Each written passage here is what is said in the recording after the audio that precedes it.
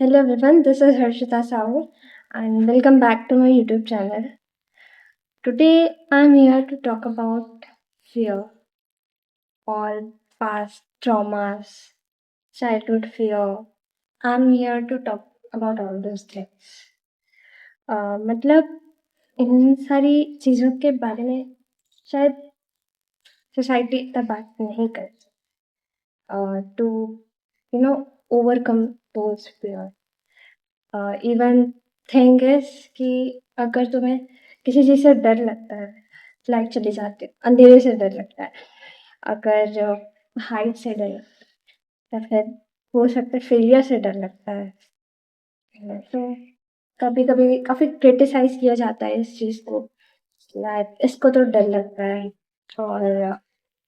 कहीं ना कहीं हम खुद भी उस डर से निकलना चाहते हैं, बट वो चीज़ हमें इतना होल्ड बैक कर लेती है, इतना हमें वो चीज़ पीछे खींचती है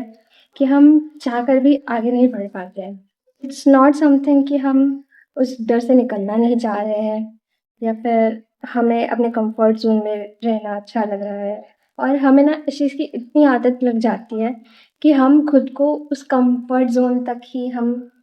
अपने आप को रिस्ट्रिक्ट करके रख लेते हैं, हम उससे आगे नहीं बढ़ना चाहते हैं। कहीं न कहीं हम उस डर का सामना करने के बजाय हम उससे भाग ही रहे होते हैं, हम उसका सामना ही नहीं करना चाहते हैं। We might have suffered from maybe उस चीज़ ने काफ़ी ज़्यादा फ्राइटेंड कर दिया, maybe you maybe उस चीज़ ने तुम्हें बहुत ज़्यादा डरा दिया, बहुत ज़्यादा फ्राइटेंड कर दिया, बहुत ज़्यादा अंदर से शायद तोड़ दिया। Maybe you might have broken your heart, और बहुत ज़्यादा अंदर से वो चीज़ ना डरा दी कि हम आगे नहीं बढ़ पाते हैं। और इस सब के बीच हमें कई बार ऐसा भी लगता है कि वो चीज़ें रिग्रेट होते जा रही है, I am not finding the ways, because हम उस सिचुएशन में इतना स्टक हो जाते हैं ना कि हम सेम अप्रोच से उसको बार बार डील करने की कोशिश करते हैं, और वो सेम तरीके से फिर वही चीज़ तब तक रिपीट होती है जब तक हम उस साइकिल को ब्रेक नहीं कर देते, जब तक हम उसे एक नए तरीके से हम उस चीज़ को हैंडल नहीं करते, हम जब तक उस सिचुएशन को एक नए तरीके से, एक नए नज़रिए से नहीं देखते हम, तब तक आपको उसी सिचुएशन में डाला जाएगा, तब तक आप उसी सिचुएशन में फँसे, तब तक आप उसी सिचुएशन में फँसते रहोगे। आप वो कहते हैं ना कि डर से जितना भागोगे, जब तक उसका सामना नहीं करोगे, तब तक वो तुम्हारा पीछा करेगा, वो तब तक तुम्हें भगाएगा। अगर तुमने डर पर अगर और अगर तुमने डर को फेस कर लिया, तो डर तुमसे डर जाएगा। बिकॉज़ इस सब के चलते ना हम अपनी ही एक दुनिया बना लेते हैं। हम एक इल्यूज़न में जी रहे होते हैं। मतलब कंफर्ट ज़ोन बना लेते हैं कि लिमिटेड बाउंड्री सेट कर लेते हैं, जिससे हम निकलना ही नहीं चाहते, क्योंकि वो चीज़ हमें कंफर्ट दे रही है। और जो चीज़ तुम्हें कंफर्टेबल लग रही है ना आज, वो तुम्हें ग्रो करने में हेल्प नहीं कर रही है। If you have to grow, then you have to overcome that fear. Fear of failure, or any phobia, or any rejection, or it might be anything else. Thing is that we come in this world to learn, and जब तक आप एक situation में stuck रहोगे, तब तक आप आगे कैसे बढ़ोगे? आप तो उसी दुनिया में अपने आप को सेट कर चुके हो, आप उसी कंफर्ट जोन में खुद को सेट कर रखे हो कि आप उसे आगे नहीं बढ़ना चाह रहे हो। Well, I know it's easy to say, but it's difficult to take action. But thing is कि जब तक हम एक लीप ऑफ फेथ नहीं लेंगे, जब तक हम एक सरेंडर, जब तक हम वो एक्सपेक्टेशन नहीं रखेंगे कि चलो जो होगा आगे चलो देखते हैं ना, बट एक बार इस चीज़ को नए तरीके से ट्रैक करके देखते हैं, एक बार सरेंडर करके देखते हैं, एक बार एक लीप ऑफ फेथ लेकर देखते हैं, तो अब तक शायद तुम जो चीज़ ट्राई करते आ रहे हो, जिस सेम पैटर्न से वो चीज़ों को डील करते आ रहे हो, मे बी उस चीज़ों के कारण सिचुएशन है, तो तुम्हें बार-बार स्टक कर ले रही है। वही जब तुम एक नए तरीके से उसको डील करते हो, तो हो सकता है इट माइट बी पॉसिबल कि something good is waiting for you. Sometimes I'm not saying to go for a very big change, a big action like अगर हाइट से डर लगता है तो सीधे आप स्काई डाइविंग करने पहुंच गए, I'm not saying that. Take baby steps like मुझे मैं कभी ऐसे वो जो बड़ा वाला झूला होता है ना, उस पे मैं कभी नहीं बैठी थी। तो मुझे काफ़ी डर लगता था, स्पेशली वो बड़ा वाला अभी भी लगता है। मैं अभी उस पे बैठी नहीं हूँ बट मैंने छोटे से शुरुआत की वो जो यू नो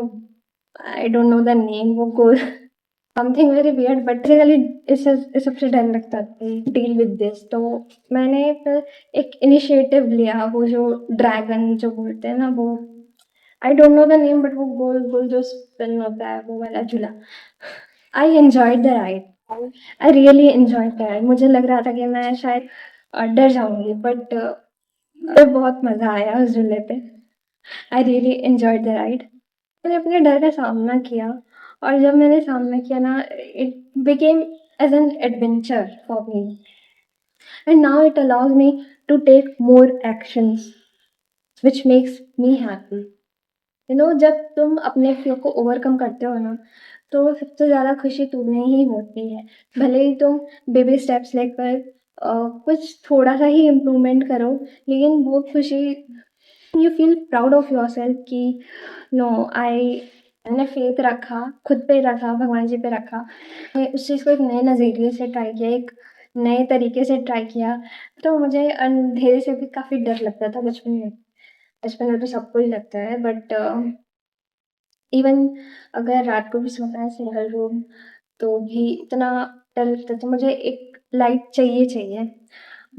अभी मेरे समर के वेकेशंस लगे थे ऑफ कोर्स कॉलेज में मुझे छुट्टी नहीं मिलती स्पेशली एमबीबीएस के कॉलेज में you don't get too much holidays हम एक हफ्ते जीटी लिए थे छुट्टी के लिए एंड नेक्स्ट जो हमारा ऑफिशियल छुट्टी था उसमें भी हमें आना पड़ा to attend the extra classes तो मेरे कोई दोस्त नहीं आए थे उस टाइम जो मेरा बड़ा सा डॉर्म है हॉस्टल का वहाँ पे और लोग नहीं आए थे और सिर्फ मैं ही थी एंड रात को अकेले सोना था ऑब्वियसली इतने बड़े डॉर्म में और इवन डॉर्म में because we are in medical students तो जो सीनियर्स हैं वो हमें उनके पास बोन्स रहते हैं पढ़ने के लिए तो वो हमें देकर चले जाते हैं तो वो भी डॉर्म में रखा हुआ है and no one is there in the dorm पूरा इनफैक्ट पूरा कहूँ हॉस्टल ही खाली था कुछ इंटर्न्स रहे होंगे तो मैंने अपने डर को मुझे लगा कि मैंने ओवरकम कर लिया because I did not feel frightened sleeping alone there और मुझे लगता है कि ये चीज़ ना ऐसे डेवलप हुई कि जब मैं कॉलेज आई तो पीजी जब शिफ्ट की तो मुझे सिंगल रूम मिला और मैं वहाँ काफ़ी दिन तक रही एंड करीब 6 महीने शायद वो चीज़ फिर एक हैबिट डेवलप हो गई तो again started from a small thing but it gave a huge achievement in fact I had a fear of failure also मैं कि मैं कभी फेल नहीं हुई हूँ इनफैक्ट कभी फेल नहीं हुई हूँ अपने स्कूल टाइम पे हार्डली मेरा अगर परसेंटेज भी बोलूँ तो मोस्टली 90% एंड अबो ही रहा है हार्डली कभी 80% एक आध बार गया हूँ आई एम नॉट मैं खुद की तारीफ नहीं कर रही बट ये एक एक आदत सी लग गई थी कि मुझे अच्छा करना है मुझे अ, करना है and it is a good thing but कहीं ना कहीं because we have too much of syllabus in the MBBS so वो चीज़ मुझे बहुत ही ज़्यादा वो चीज़ मुझे बहुत ही ज़्यादा थकाने वाली लग रही थी कि मैं खुद को इतना पुश कर रही थी कि नहीं मुझे पास होना है रात भर you are feeling drained then also you are continuously you are putting your energy to get pass in the exam to score good in the exam तो चलो फर्स्ट टर्मिनल्स में मैं पास भी हो गई अच्छे से भगवान की दया से बट सेकेंड टर्मिनल ऐसा था कि फिजियो और एनएट पास हो गई लेकिन मैं बायोकेम फेल कर गई और जिस दिन बायोकेम का एग्ज़ाम था ना उस दिन ही मुझे ये रियलाइज़ हो गया था कि नहीं अब मेरा कुछ नहीं होने वाला let me leave it behind जितना हो पा रहा है मैं कर रही हूँ सामना किया फेलियर का ऑफ कोर्स वो घर पे बताने में थोड़ा अजीब लगता है कि you have been passing the exam from a lot of years and suddenly you are getting failed in any exam but it is normal here it is very very normal in the MBBS exam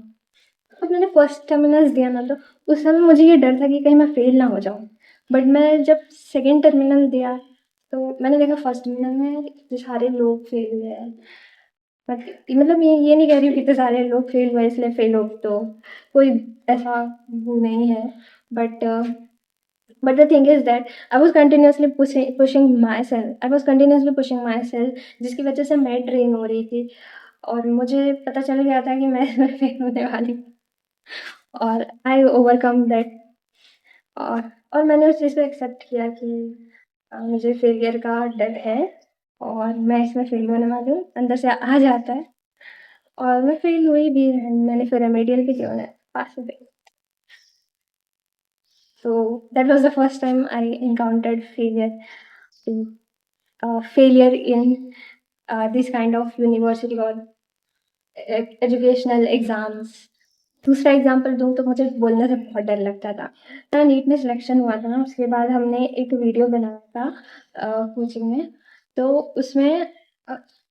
तो मैंने बोला बहुत अच्छा था, you should always appreciate yourself for, अगर तुम एक छोटा-सा भी अच्छा काम कुछ कर ले रहे हो, अगर तुम्हें वो अंदर से खुशी दे रही है, तो यू शुड एप्रिशिएट योरसेल्फ। तो मैंने मैंने बोला अच्छा था, बट द वे मैंने उस वीडियो को रिकॉर्ड किया था, जो सर लोगों ने जो उस वीडियो को रिकॉर्ड किया था, कि मैं बोल रही हूँ और मैं घबरा जा रही हूँ, देन मैं रुक रही हूँ और मुझे पानी चाहिए, मैं पानी पी रही हूँ और फिर बोल रही हूँ। मतलब वो ऐसा था कि व्हाट कि व्हाट इज़ गोइंग ऑन? मैं एक सिंपल सा वीडियो भी नहीं बना पा रही, जिसमें मुझे सिर्फ़ बोलना है, कैमरा के सामने। There is no huge public, I just have to speak few words. उसमें मैं इतना ज़्यादा घबरा रही थी। तो उस चीज़ को ठीक करने के लिए what I did is I opened my YouTube channel. ये तो अभी दूसरा, it is a purposeful channel, but इससे पहले एक चैनल खोला था, वो उसमें से प्रैक्टिस ही करती थी मैं, कि कुछ एनसीईआरटी का कुछ टॉपिक उठा लिया, उसी को पढ़ाकर, उसी को एक्सप्लेन करके उसका वीडियो बनाकर पोस्ट कर दिया।